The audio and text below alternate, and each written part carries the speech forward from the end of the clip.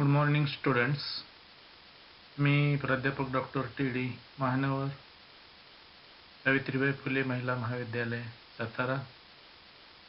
विद्यार्थी मित्रो, आपण बीकॉम भाग 1 या वर्गासाठी असणारा मॅनेजमेंट प्रिन्सिपल्स अँड ॲप्लिकेशन या विषयाच्या अभ्यासक्रमाबद्दल आज चर्चा करणार आहोत. आपल्याला माहिती आहे की बीकॉम भाग 1 या वर्गासाठी जे 6 विषय आहेत त्यापैकी कंपल्सरी विषयामध्ये मॅनेजमेंट प्रिन्सिपल्स अँड ॲप्लिकेशन हा विषय येतो आणि त्यामध्ये सेमिस्टर फर्स्टसाठी पेपर नंबर 1 आणि सेमिस्टर सेकंडसाठी पेपर नंबर 2 अशा प्रकारची रचना आपल्या अभ्यासक्रमामध्ये केलेली आहे. तर पुन्हा एकदा आपणा सर्वांचं या शैक्षणिक वर्षासाठी मी मनपूर्वक स्वागत करतो आणि आपला जो अभ्यासक्रम आहे तो अभ्यासक्रम कशा पद्धतीचा आहे आणि आपल्याला या विषयाअंतर्गत काय शिकायचं आहे याबद्दल आज आपण चर्चा करणार आहोत. सर्वात महत्त्वाचा भाग आहे तो म्हणजे कोर्स ऑब्जेक्टिव्ज. अलीकडच्या काळामध्ये आपला जो विषय असतो त्याला कोर्स ही संकल्पना वापरली जाते आणि त्या अनुषंगानं त्या विषयाची किंवा त्या अभ्यासक्रमाची रचना करत असताना अभ्यास मंडळ काही ऑब्जेक्टिव्ज म्हणजेच त्याला आपण म्हणूया की उद्दिष्टे निश्चित करत असतं. म्हणजेच हा अभ्यासक्रम शिकवल्यामुळं आपल्या विद्यार्थ्यांमध्ये काय बदल होणं अपेक्षित आहे, त्यांच्यामध्ये काय बदल घडणं अपेक्षित आहे, तर त्या संदर्भात आपण चर्चा करणार आहोत. त्यामध्ये students able to and understanding of basic concepts, principles and practices म्हणजेच आपल्या व्यवस्थापनामध्ये ज्या मूलभूत संकल्पना आहेत, व्यवस्थापनाची जी तत्त्व आहेत आणि व्यवस्थापनाची कार्यपद्धती आहे ती तुम्ही चांगल्या पद्धतीनं समजून घ्यावी ही अपेक्षा या अभ्यासक्रमामध्ये ठेवलेली आहे. त्यानंतर to provide the student detail understanding of basic management functions.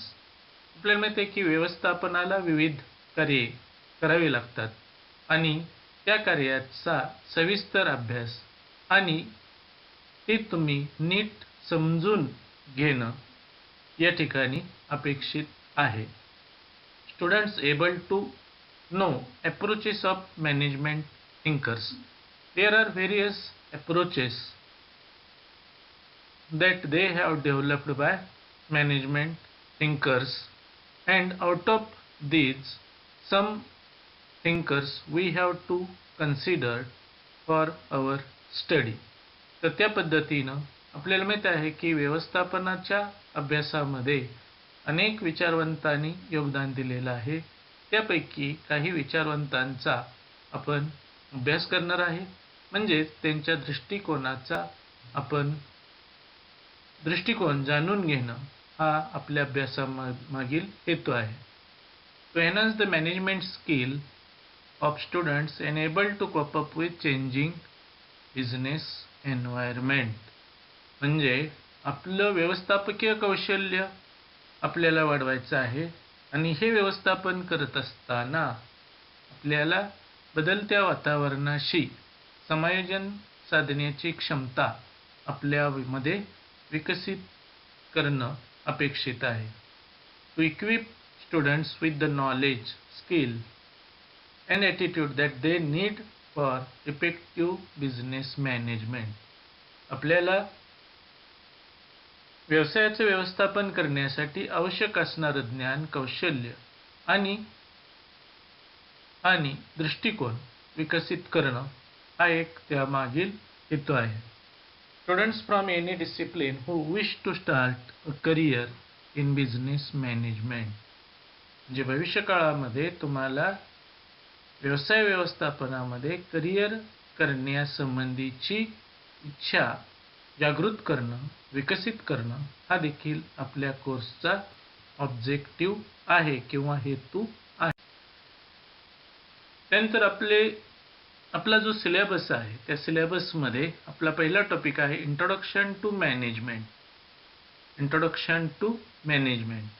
विद्यार्थी मित्रो, आपल्याला हा विषय तसं पाहिलं तर पूर्णतः नवीन आहे, कारण इयत्ता 12वी पर्यंत आपण business, organisations, secretarial practice, economics हे विषय अभ्यासले. परंतु हा जो बिझनेस आहे त्या बिझनेसचं मॅनेजमेंट कसं करायचं या अनुषंगानं आपल्याला इंट्रोडक्शन टू मॅनेजमेंट या अंतर्गत अभ्यास करायचा आहे. त्यामध्ये meaning, definition and need for study म्हणजे व्यवस्थापनाचा अर्थ, व्यवस्थापनाच्या व्याख्या आणि व्यवस्थापन अभ्यासाची गरज.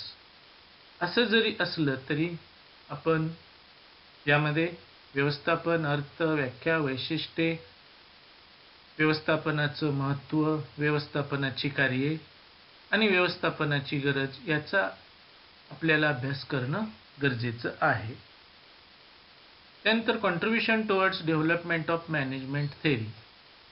आपल्या ऑब्जेक्टिव्हमध्ये आपण म्हटलेलं आहे की प्रोसेस म्हणजे त्या पद्धतीनं आपल्या व्यवस्थापनाच्या ज्ञानामध्ये ज्या व्यवस्थापन तज्ज्ञांनी भर घातली त्यामधील 2 व्यवस्थापन तज्ज्ञ आपण विचारात घेतलेले आहेत. त्यामध्ये जॉर्ज एल्टन मेयो यांनी मानवी संबंध दृष्टिकोन यामध्ये हॅथॉर्न एक्सपेरिमेंट असं म्हटलेलं आहे आणि त्यामध्ये इट्स इम्प्लिकेशन्स अँड लिमिटेशन्स म्हणजे हॅथॉर्न प्रयोग जो आहे त्याचा आपल्याला विचार करायचा आणि त्यातून विकसित झालेलं ज्ञान आणि त्याला असणाऱ्या मर्यादा विचारात घ्यायच्या. दुसरे जे विचारवंत आहेत ते म्हणजे पीटर ड्रकर. पीटर ड्रकर यांची जी मुख्य थीम आहे ते म्हणजे मॅनेजमेंट बाय ऑब्जेक्टिव्हज म्हणजेच उद्दिष्टाधिष्ठित व्यवस्थापन या दृष्टिकोनातून आपल्याला विचार करायचा आहे. नंतर different approaches to management, its use and limitations म्हणजेच व्यवस्थापनामध्ये सामान्यपणे प्राचीन, मध्ययुगीन, आधुनिक, शास्त्रीय अशा प्रकारचे व्यवस्थापन विचारवंत होऊन गेले आणि त्यामधील थोडक्यात आपल्याला त्यांचे दृष्टिकोन विचारात घ्यायचे आहे आणि त्यामध्ये त्या अप्रोचेसमधलं जे क्लासिफिकेशन आहे, वर्गीकरण आहे, त्यामध्ये सुद्धा behavioural approach, system approach and contingency approach या पद्धतीनं आपल्याला पहिल्या टॉपिकमध्ये अतिशय थोडक्यामध्ये अभ्यास करणं गरजेचं आहे. नंतर प्लॅनिंग अँड डिसिजन मेकिंग हा एक दुसरा टॉपिक आहे. म्हणजे व्यवस्थापनाची जी विविध कार्ये आहेत त्या कार्यामधील महत्त्वाची 2 कार्ये या टॉपिकमध्ये कव्हर केलेली आहेत. त्यामध्ये meaning and definition of planning म्हणजेच नियोजन, अर्थ आणि व्याख्या आपल्याला अभ्यासायचे आहेत.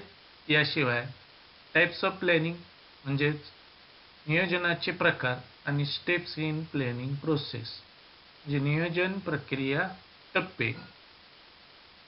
याशिवाय एन्व्हायरमेंटल अनालिसिस अँड डायग्नोसिस हा एक भाग असतो.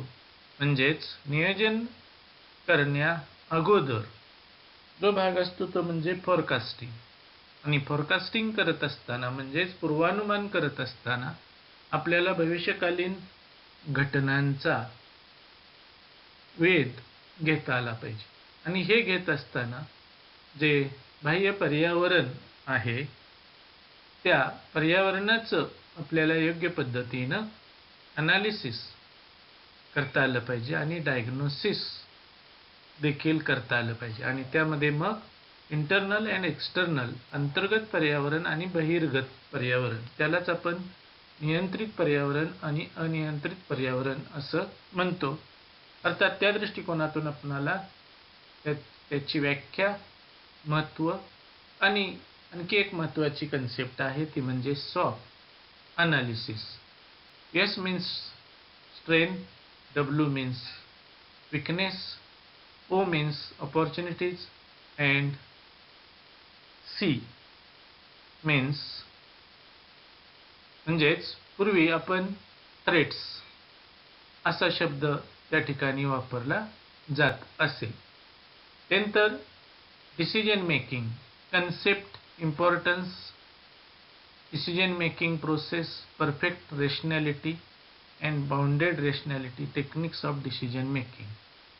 दुसरा जो भाग आहे तो म्हणजे निर्णय प्रक्रिया आणि निर्णय प्रक्रियेचा अर्थ, महत्त्व, निर्णय प्रक्रियेचे टप्पे आणि त्यामध्ये perfect rationality and bounded rationality ही जी निर्णय प्रक्रियेतील संकल्पना आहे त्याचा आपल्याला विचार करायचा आहे. त्यानंतर टेक्निक्स ऑफ डिसिजन मेकिंग यामध्ये qualitative and quantitative techniques of decision making संख्यात्मक आणि गुणात्मक तंत्रे आपल्याला अभ्यासायची आहेत. त्यानंतर तिसरा अत्यंत महत्त्वाचा टॉपिक आहे तो म्हणजे ऑर्गनायझिंग. त्यालाच मराठीमध्ये आपण संघटन असं म्हणतो. संघटन करणं म्हणजेच हे व्यवस्थापनाचं कार्य आहे. संघटना आणि संघटन यामध्ये फरक आहे. त्यामधलं संघटन कार्य या दृष्टिकोनातून आपल्याला विचार करायचा आहे. त्यामध्ये मग organising meaning the process and steps of organising म्हणजे संघटन करण्याची सुद्धा एक प्रक्रिया आहे, सिस्टीम आहे. त्याच्या काही टप्पे आहेत. त्या टप्प्यातून आपण जर संघटन करण्याचा प्रयत्न केला तर ते प्रभावी होऊ शकतं. प्रिन्सिपल्स ऑफ ऑर्गनायझिंग संघटनेची तत्त्वे आणि ऑर्गनायझेशन चार्ट जे संघटन आराखडा आपल्याला विचारात घ्यायचा आहे. डेलिगेशन ऑफ ऑथॉरिटी त्यालाच म्हटलं जातं की अधिकार प्रदान. त्यामध्ये त्याचा अर्थ एलिमेंट्स म्हणजे अधिकार प्रदानाचे घटक. डिफिकल्टीज इन डेलिगेशन म्हणजेच अधिकार प्रदान करताना निर्माण होणाऱ्या अडचणी आणि guidelines for making delegation effective म्हणजे अधिकार प्रदान करताना आपल्याला कोणत्या मार्गदर्शक तत्वांचा विचार करावयाचा आहे त्या तत्वांचा अभ्यास करायचा आहे. सेंट्रलायझेशन अँड डिसेंट्रलायझेशन म्हणजेच केंद्रीकरण आणि विकेंद्रीकरण. केंद्रीकरणाचे म्हणजे केंद्रीकरण म्हणजेच जे विशिष्ट व्यक्तीच्या हातामध्ये सत्ता अधिकार एकवटलेलं असणं आणि डिसेंट्रलायझेशन म्हणजेच विकेंद्रीकरण म्हणजे सत्तेचं आणि अधिकाराचं विकेंद्रीकरण करणं. अर्थात दोन्हीही संकल्पना आपल्याला विचारात घेताना त्याचा अर्थ आणि फायदे तोटे विचारात घ्यायचे आहेत. नंतरचा त्यामध्येच एक भाग आहे तो म्हणजे ऑर्गनायझेशन स्ट्रक्चर. यामध्ये सामान्यपणे 4 प्रकार आपल्याला दिसून येतात. त्यामध्ये लाईन म्हणजे त्याला आपण रेखा संघटन, लाईन अँड स्टाफ त्याला आपण रेखा व कर्मचारी संघटन आणि तिसरा जो प्रकार आहे तो म्हणजे फंक्शनल त्याला कार्यात्मक संघटन असं म्हटलं जातं. आणि अलीकडच्या काळामध्ये जे वापरलं जातं काही मल्टीनॅशनल कंपन्यांमध्ये त्याला नेटवर्क ऑर्गनायझेशनल स्ट्रक्चर असं म्हटलं जातं. चौथा अत्यंत महत्त्वाचा एक टॉपिक आहे तो म्हणजे डायरेक्शन म्हणजे निर्देशन. त्याला दिशादर्शक असं आपण बरेच वेळा शब्दप्रयोग वापरतो. आणि मग हे डायरेक्शन हे व्यवस्थापनानं आपल्या कर्मचाऱ्यांना द्यावयाचं असतं. म्हणजे व्यवस्थापनाची भूमिका ही त्या जहाजावरच्या नाविकासारखी असते. म्हणजेच जहाज कोणत्या दिशेनं न्यायचं आहे हे नाविकाच्या हातात असतं आणि त्या पद्धतीनं आपल्या ऑर्गनायझेशनला दिशा आणि मार्गदर्शन करण्याचं काम हे व्यवस्थापनाला करावं लागतं. आणि त्या दृष्टीनं दिशा म्हणजेच मार्गदर्शन याबद्दल डायरेक्शन याबद्दल meaning elements principles and techniques या घटकाचा विचार करणार आहोत. त्यानंतरचा घटक आहे तो म्हणजे कम्युनिकेशन.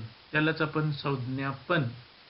जे आपले विचार किंवा मते दुसऱ्या व्यक्तीला पटवून देणं. त्या दृष्टिकोनातून विचारांची देवाणघेवाण या अर्थानं संदेशवहन हा शब्दप्रयोग वापरलेला आहे. आणि म्हणून संदेशवहन म्हणजे नेमकं काय, त्याचं महत्त्व काय आहे आणि प्रोसेस ऑफ संदेशवहन, संदेशवहनाची प्रक्रिया कशी घडते या बाबत आपल्याला मायक्रो लेवल स्टडी करायचा आहे. त्यानंतर टाईप्स ऑफ कम्युनिकेशन, संदेशवहनाचे प्रकार, बॅरियर्स ऑफ कम्युनिकेशन, संदेशवहनामध्ये निर्माण होणारे अडथळे आणि या अडथळ्यावर आपल्याला कशा पद्धतीनं मात करता येईल. तर अशा पद्धतीनं आपण आपल्या सत्र 1 यामध्ये मॅनेजमेंट प्रिन्सिपल्स अँड ॲप्लिकेशन या विषयाअंतर्गत सामान्यपणे 4 टॉपिकचा विचार केलेला आहे आणि त्या टॉपिकचा अभ्यास आपल्याला या प्रथम सत्रामध्ये करावयाचा आहे. थँक्यू. आपण या पद्धतीनं भविष्यकाळामध्ये वेगवेगळे आपले जे टॉपिक आहेत त्याचा सविस्तर अभ्यास करणार आहोत. पुन्हा एकदा आपले आभार. धन्यवाद.